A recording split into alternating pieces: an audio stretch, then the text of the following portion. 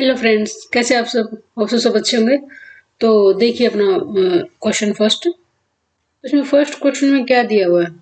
इसमें दिया हुआ है कि if every element of a group G has its own inverse. ये कह रहा है कि अगर कोई ग्रुप है उसके हर एक एलिमेंट सेल्फ इनवर्स है, तो कह रहा है ग्रुप क्या होगा, फाइनाइट होगा, इनफाइनाइट होगा, साइक्लिक होगा, एबेलियन होगा।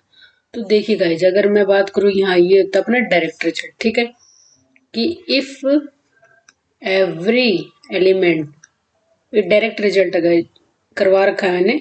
If every element of a group G has its own inverse, अगर उसके हर एक एलिमेंट के पास अपना खुद का इनवर्स है तो क्या होता है, जी इज एबेलियन। बाकी और कुछ नहीं कहेंगे, जी इज एबेलियन। अगर मैं बात करूं यहाँ पे केलन फोर ग्रुप की, के फोर ग्रुप की, तो उसमें ए बी ए बी और ई ये एलिमेंट थे। और हर एक का क्या था, एक A square equal to B square equal to A B का स्केयर इक्वल टू आइडेंटिटी। हर एक का क्या था ऑर्डर, दो दो था। और ये हमें ये भी पता है कि के फोर क्या होता है, एबेलियन होता है, ठीक है। बाकी क्या, बाकी चीज हम कहें ना कहें, लेकिन हमारे पास इस चीज की श्योरिटी है कि ग्रुप एबेलियन होगा, क्योंकि ये हमारा डायरेक्ट रिजल्ट है। ये के फोर का भी एग्जाम्पल देने की जरूरत नहीं थी हमें, ये हमारा डायरेक्ट रिजल्ट है, ठीक है। क्वेश्चन नंबर 2 देखिएगा। क्वेश्चन नंबर 2 में क्या दे रखा है, समूह Z11 के उपसमूह की संख्या। उपसमूह है तो क्या क्या बोलते हैं, उपसमूह को हम क्या बोलते हैं, सब ग्रुप। उपसमूह को क्या बोलते हैं हम, सब ग्रुप। तो अब इसने यही कहा कि अब जब मेरे को पता है कि Z11 में जब मैं मुझे निकालने होते हैं सब ग्रुप, तो किसके बराबर होते हैं, टो एन के। नंबर ऑफ सब ग्रुप टो एन के बराबर होते हैं, तो एन कितना है, 11। 11 तो फिर हम इसका प्राइम फैक्टर करते होते हैं, 11 तो ऑलरेडी प्राइम है, तो 11 की पावर 1 तो कितना हो जाएगा, 1 + 1 2। कौन सा आंसर हो जाएगा, ए। और अगर आपसे पूछ ले कि वो होंगे कौन कौन से, होंगे कौन कौन से, एक तो क्या हो जाएगा, ग्रुप की आइडेंटिटी, और एक खुद ग्रुप हो जाएगा। ये दो होंगे हमारे पास, ठीक। बिल्कुल सिंपल सिंपल, कोई दिक्कत वाली बात नहीं है इसमें। क्वेश्चन नंबर 3 देखिएगा। अब इसने क्या कहा, एक समूह में तत्समक अवयवों की संख्या कितनी होती है। तत्समक अवयव होते हैं आइडेंटिटी, आइडेंटिटी की वो बात बोल रहा है। तो अब हमें ये पता है कि अगर हमारे पास कोई ग्रुप दे रखा है, समूह का मतलब क्या है, ग्रुप है। समूह का मतलब क्या है, ग्रुप है ना। समूह का मतलब ग्रुप। ये क्या कह रहा है कि एक ग्रुप के पास कितनी आइडेंटिटी होती है, एक ही होती है। और अगर इनवर्स पूछ ले, तो इनवर्स तो इंडिविजुअल एलिमेंट का इनवर्स क्या होता है, हर एक एलिमेंट का यूनिक एग्जिस्ट करता है, हर एक एलिमेंट का यूनिक। लेकिन जो आइडेंटिटी होती है वो साझी होती है ग्रुप की, वो क्या होती है, साझी होती है ग्रुप की। तो क्या हो जाएगा यहाँ पे, एक समूह में कितने होती हैं। अब हमें जब पता है कि एक समूह में यूनिक होती है, every group has unique identity.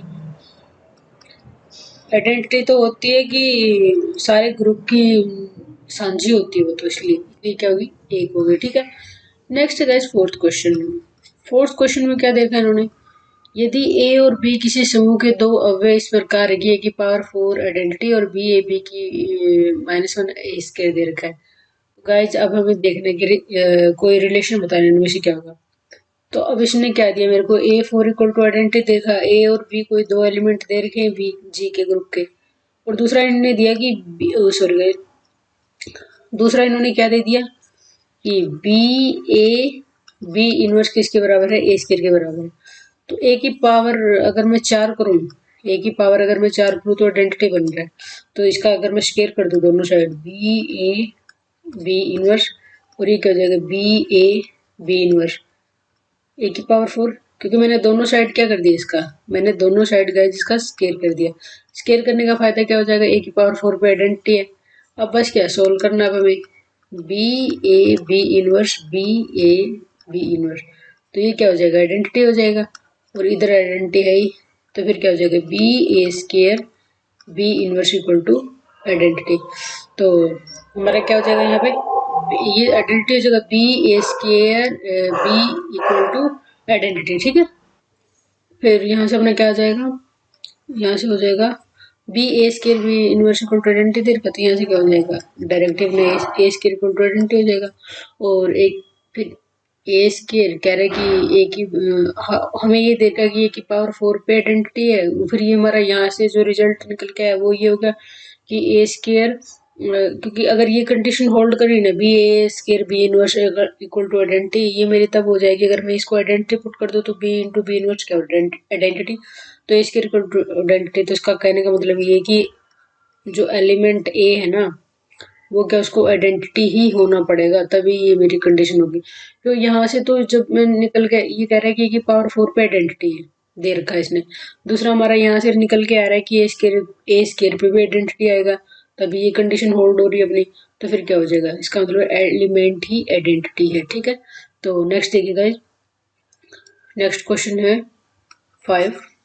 तो इसमें क्या दे रखा है, मान ले जी कोई समूह है और ए 12 कोटि का कोई अव्यय है, तो ए की पावर 8 की कोटि क्या होगी। ये कह रहा है कि जैसे इसने ये क्या क्या बोला इसने कि जी कोई ग्रुप है और ये कह रहा है कि ए की पावर 12, ए कोई 12 कोटि, कोटि का मतलब है कि पावर, ठीक है, उसकी पावर। ये ऐसे बोल दो, उसका ऑर्डर बोल दो, जैसे ऐसे बोल दो आप इस चीज को, है ना।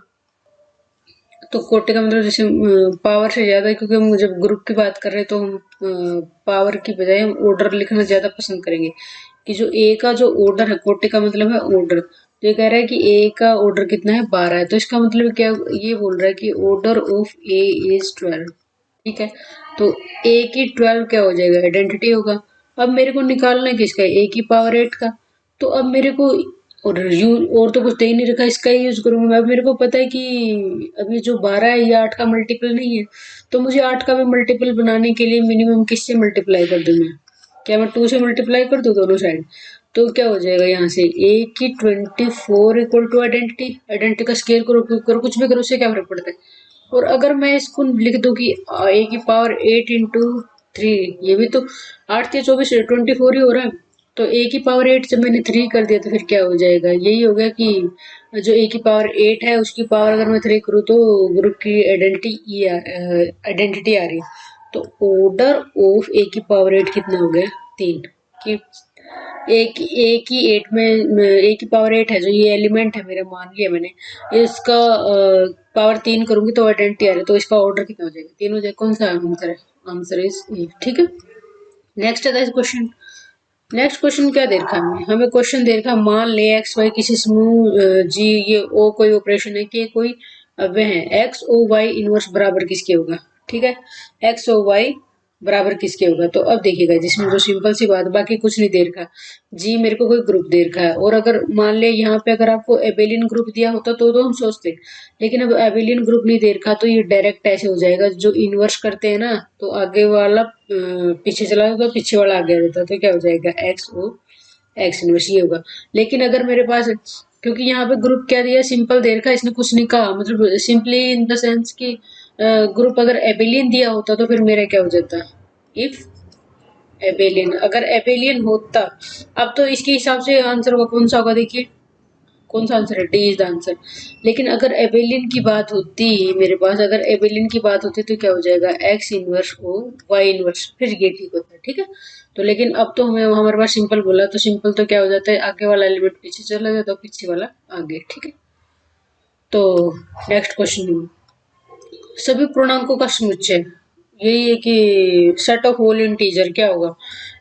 इसने पूछा कि दोनों योगात्मक गुणात्मक समूह होता है, गुणात्मक होता है परंतु योगात्मक समूह नहीं होता, योगात्मक समूह होता है गुणात्मक नहीं। कहने का मतलब ये है कि ये कह रहा है set of integer under addition group होता है, अंडर मल्टीप्लीकेशन ग्रुप होता है, या अंडर मल्टीप्लीकेशन होता है, एडिशन नहीं होता। इस तरीके से मेरे को चेक करना है, ठीक है। तो उठाते हैं सभी एलिमेंट्स इसमें। जब इसने बोल दिया हमें सेट ऑफ इंटीजर के बारे में, तो जेड की बात हो रही है, जेड में क्या एलिमेंट है, 0 प्लस -1 प्लस -2 प्लस -3, इस तरीके से करके इनफाइनाइट तक जा रहा है, ठीक है।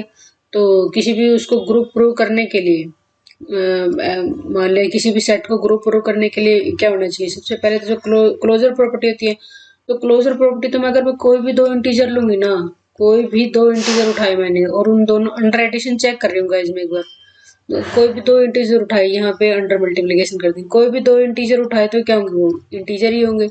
दूसरा क्या हो जाएगा, अगर एसोसिएटिव में तो कोई समस्या ही नहीं बेचारे को, उसको बी प्लस सी है तो ए प्लस बी प्लस सी, ये भी होल्ड हो जाएगा कि ए बी सी अपने इंटीजर से हैं तो ये वाली प्रॉपर्टी। थर्ड क्या हो जाएगा कि ग्रुप की आइडेंटिटी, ग्रुप के अंडर एडिशन ग्रुप की आइडेंटिटी क्या होगी कि मैं ऐसा कौन सा एलिमेंट ऐड करूं कि एज इट इज जिस एलिमेंट में ऐड किया वही आ जाए। तो जीरो, तो जीरो तो बिलोंग भी कर रहा है, तो फिर इसकी एडिटिव आइडेंटिटी भी मिल गई। नेक्स्ट क्या हो जाएगा कि मैं ऐसा कौन सा एलिमेंट ऐड करूं यहाँ पे कि ग्रुप की आइडेंटिटी के बराबर आ जाए।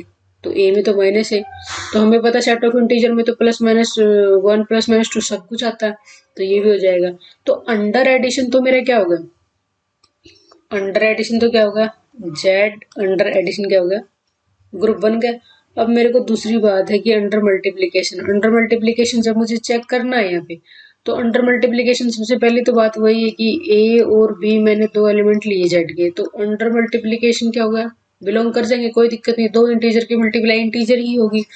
दूसरा क्या है कि मुझे यहाँ पे एसोसिएटिव में भी दिक्कत नहीं होगी गाइज, उसमें भी कोई दिक्कत नहीं होगी, क्योंकि ब्रेसिस में मल्टीप्लाई करके बार करो या बार करके मल्टीप्लाई, कोई इश्यू नहीं इसमें, ये भी हो जाएगी। थर्ड क्या समस्या कहाँ पे आएगी, अब मेरे को पता है कि ये ग्रुप सॉरी सेट का कोई एलिमेंट है, मैं किस एलिमेंट, अब अंडर मल्टीप्लीकेशन होगा, मैं किस एलिमेंट से मल्टीप्लाई करूं इस एलिमेंट की कि खुद यही आ जाए।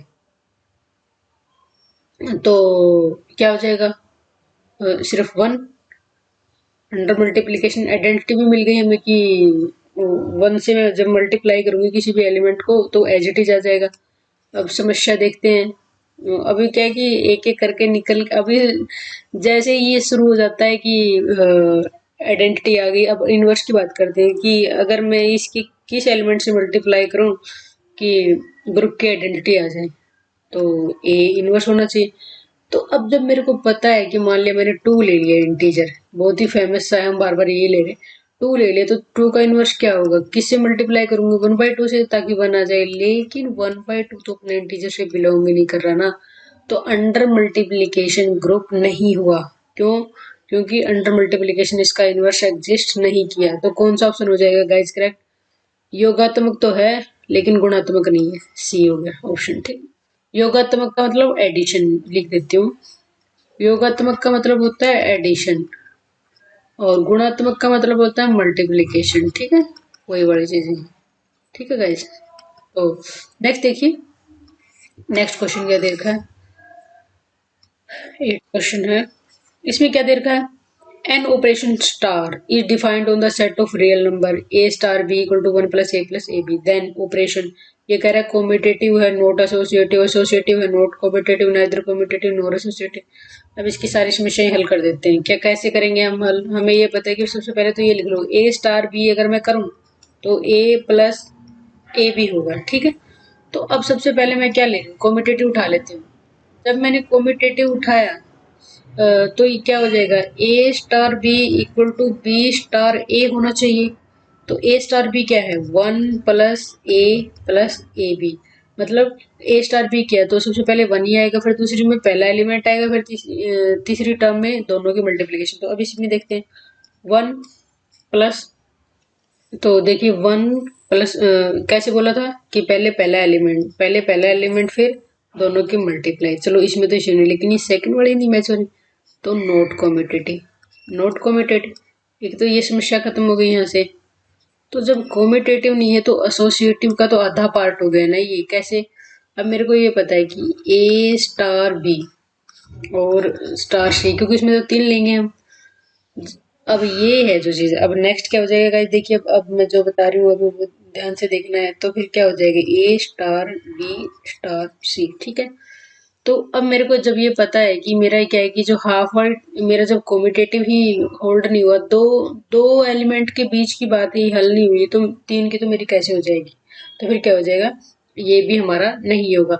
और अगर लेकिन अगर आप फिर भी करना चाहो तो आप ट्राई कर सकते हैं, कैसे करेंगे, तो अब पहले ए स्टार बी, तो क्या हो जाएगा A plus B plus A B.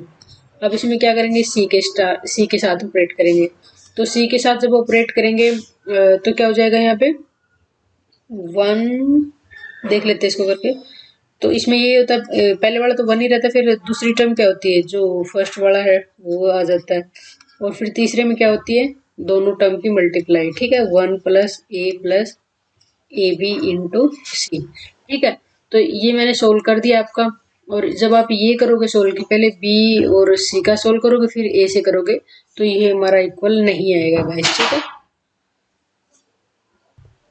देखिएगा जैसे मैंने कर ही दिया यहाँ पे ए स्टार बी स्टार सी, तो ये लिया, ये टर्म आ गई, और जब लेफ्ट हैंड ली तो मेरी ये इस टाइप की टर्म आ रही है। तो सबसे पहले तो ये जो अगर मैं कांस्टेंट टर्म की बात करूँ तो यहाँ पे 1 + 1 2 आ रहा है, और यहाँ पे सिंगल 1 ही है, तो ये नहीं मैच हो रहा, तो फिर क्या हो जाएगा, नॉट एसोसिएटिव। तो कौन सा ऑप्शन हो जाएगा guys? ना तो मेरा कॉम्पिटिटिव है और ना ही मेरा एसोसिएटिव है, option C is the correct answer, ठीक है। तो नेक्स्ट क्वेश्चन देखिएगा, नेक्स्ट क्वेश्चन क्या है, which of the following is incorrect, every cyclic group is abelian. देखो ये तो डायरेक्ट रिजल्ट है, हमें पता है कि ये होता है अपना, ठीक है। अगर कोई साइक्लिक ग्रुप, हमें बताना कौन सा है इनकरेक्ट, तो ये तो बात गलत होगी क्योंकि ये तो ट्रू है, हमें बताना इनकरेक्ट जो गलत है। दूसरा क्या कह रहा है कि every Abelian group is cyclic, नहीं। जैसे मैं अगर अभी जो फिलहाल मैंने लिया था जो K4 होता है, K4 होता है क्या है कि ये सिर्फ एबेलियन ग्रुप है, इसने तो हर एक के बारे में कहा है ना। तो K4 क्या है, एबेलियन ग्रुप है बट नॉट साइक्लिक, ये साइक्लिक नहीं है, तो मेरे पास मिल गया ना। तो इसने क्या बोला है, every Abelian group is cyclic, तो कौन सा करेक्ट आंसर हो गया बी। तो मुझे आगे तो चेक करने की जरूरत ही नहीं, लेकिन फिर भी मैं कर लेती हूँ आगे। Subgroup of cyclic group is cyclic, ये भी रिजल्ट है direct. Every group of prime order is abelian, ये भी ट्रू है, ये सारे ट्रू है, लेकिन B option is the wrong, ठीक है। नेक्स्ट है गाइज अपना क्वेश्चन नंबर 10। क्वेश्चन नंबर 10 में क्या दे रखा है, इन्होंने क्या कहा कि विच of the following structure is not group, इनमें से कौन सा ग्रुप नहीं है। तो सबसे पहले तो एक तो गाइज ये दे रखा है कि अगर आपको मान लीजिए, जैसे इसमें कई बार क्या होता है, ये रहता है कि नोटेशन नहीं दे रखी, हमें आइडिया नहीं लगता है कि ये आइटा क्या, माइनस आइटा क्या, ओमेगा क्या, ये क्यूब रूट यूनिटी ही दी है या कैसे है, क्योंकि हम जब यूज करते हैं। तो देखिए गाइज, क्योंकि हमारे पास इन चीजों का, तो देखिएगा इसमें क्या है कि अगर ना दे रखा तो हमारे पास कोई और ऑप्शन बचता नहीं, तो हम ये चीज अंडरस्टूड कर लेते हैं कि ये इसी के बारे में बात हो रही है, कि ये क्यूब रूट ऑफ यूनिटी की बोल रहा है। और हालांकि बनता इनका ये है कि हमारे ये जैसे कि इनको देना चाहिए कि ये क्यूब रूट ऑफ यूनिटी होता है, ये होता है, लेकिन ये अंडरस्टूड मान के चल रहे हैं। तो देखिए इसमें क्या है, जब मैंने ना मैं सी ऑप्शन से चेक कर रहा हूँ, मेरे को ये बताना कि कौन सा ग्रुप नहीं है। तो मुझे जो शक हो रहा है ना, मुझे शक हो रहा है इस पे, सी ऑप्शन पे। और मुझे शक क्यों हो रहा है, मेरी ये वजह है कि अंडर एडिशन की बात कर रहा है ये। मुझे शक इसलिए हुआ, अंडर एडिशन की बात कर रहा है, और 1 - 1 दो ही एलिमेंट है। जब अंडर एडिशन में जब मैं बात करूंगी, जब मेरा जो तीसरा पॉइंट होता है आइडेंटिटी का, कि मैं 1 में ऐसा कौन सा एलिमेंट ऐड करूं कि एज इट इज 1 ही आ जाए, तो वो तो 0 होता है। लेकिन 0 तो इसमें बिलोंग ही नहीं कर रहा ना, इसको मैं अगर जी नाम दे दूं, 0 तो इसे बिलोंग ही नहीं कर रहा, नॉट एग्जिस्ट, तो आइडेंटिटी एग्जिस्ट नहीं कर रही आइडेंटिटी। तो और मुझे चेक करने की जरूरत नहीं है। जब आपको एग्जाम में क्वेश्चन करना हो और आपको ऐसे पूछ ले कि नोट ग्रुप है नहीं है, तो अगर अगर मान लिया आपको एडिशन और मल्टीप्लिकेशन दे रखे हैं, तो आप चेक करोगे सीधा, एक बार आप आइडेंटिटी और इनवर्स पे जाके देख लो, पहली वाली दो प्रॉपर्टी तो अंडरस्टूड हो जाएंगी, वो होंगे नहीं होंगे वो बाद में चेक करेंगे, लेकिन पहले डायरेक्ट वहीं पे जाके देखो, टाइम विदाउट टाइम वेस्टिंग, ठीक है। और उसके बाद, लेकिन अगर आपको ऐसे दे रखा कि माइनस दे रखा कि कोई भी जी दे रखा सेट, वो अंडर सब्ट्रैक्शन ऑपरेशन में हो रहा है या नहीं हो रहा, तो आप एसोसिएटिव चेक करोगे, तो 99.9% एसोसिएटिव होल्ड नहीं करती अगर माइनस ऑपरेशन दे रखा हो तो, ठीक है। तो फिर क्या हो जाएगा, अब यहाँ से तो मेरे को यही मिल गया कि आइडेंटिटी एग्जिस्ट नहीं कर रही, तो मेरा ऑप्शन कौन सा करेक्ट हो गया यहाँ पे, क्योंकि नोट ग्रुप यही ग्रुप नहीं है। बाकी तो ये कि अंडर मल्टीप्लीकेशन हो जाता ना, ये तो अंडर मल्टीप्लीकेशन तो क्या होता है, मेरे को ये पता है कि अंडर मल्टीप्लीकेशन में किससे मल्टीप्लाई करूँ एज इट इज 1 आ जाए, तो 1 से ही। दूसरा एलिमेंट क्या, तो मैं बी ऑप्शन की बात कर रहा हूँ। तो दूसरा ऑप्शन क्या था, -1 था, तो इसको भी -1 से करते एज इट इज, तो इनवर्स भी एग्जिस्ट करेगा अंडर मल्टीप्लीकेशन, तो इसमें कोई समस्या होगी नहीं, ठीक है। बाकी ये क्वेश्चन हम कर भी चुके हैं, ऐसी बात नहीं। डी भी होता है, डी को तो मैंने कितनी बार प्रूव किया है कि ये ग्रुप होता है अंडर मल्टीप्लीकेशन, ये होता है इसमें, इसमें भी कोई दिक्कत नहीं, अंडर मल्टीप्लीकेशन तो आइडेंटिटी क्या हो जाएगी अपनी, 1 हो जाएगी मल्टीप्लीकेशन में, और इनवर्स भी अपना एग्जिस्ट कर जाएगा, क्योंकि ये गाइस देखो इसने दिया नहीं है कि ये क्यूब रूट ऑफ यूनिटी, लेकिन सच में क्यूब रूट ऑफ यूनिटी ही है, ठीक है। जैसे अब ये चीज हम ओमेगा से हम ये कह रहे हैं कि स्टैंडर्ड नोटेशन होती है वैसे इनकी, कि ओमेगा ओमेगा का नाम आती है वैसे ही बोलते हैं कि cube root of unity group में से बात करते हैं, ठीक है। तो होप सो गाइस समझ में आया होगा आपको। तो ये अपने क्वेश्चन थे, मिलते हैं नेक्स्ट लेक्चर में, तब तक के लिए जय हिंद जय भारत।